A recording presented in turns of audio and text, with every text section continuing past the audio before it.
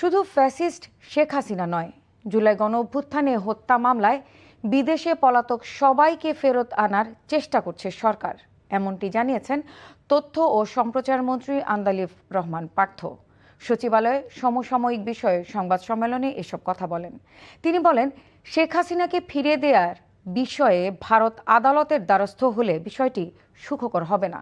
তথ্যমন্ত্রী বলেন, গণমাধ্যমকে নিয়ন্ত্রণ এবং বন্ধ করার মানসিকতা এই সরকারের নেই। এ সময় তথ্য প্রতিমন্ত্রী জানান, বিটিভিতেও বিরোধী দলের খবর প্রচার করার নির্দেশ দেওয়া হয়েছে। আর প্রধানমন্ত্রীর তথ্য ও সম্প্রচার বিষয়ক উপদেষ্টা জাহিদুর রহমান বলেন, অতিরিক্ত দামে গ্যাস আমদানি করে ভর্তুকি দিয়ে সবাইকে গ্যাস দেওয়া হবে নাকি একটু লোডশেডিং সহ্য করতে হবে, এই সিদ্ধান্ত জনগণকে নিতে হবে। সবাইকে এ বিষয়ে সহানুভূতিশীল হওয়ার অনুরোধ জানান তিনি।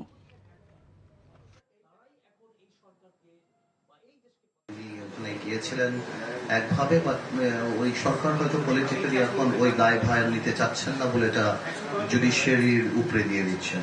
তো আমার মনে হয় যে ওনার জন্য এই সংবাদটা খুব একটা সুখকর হবেন না।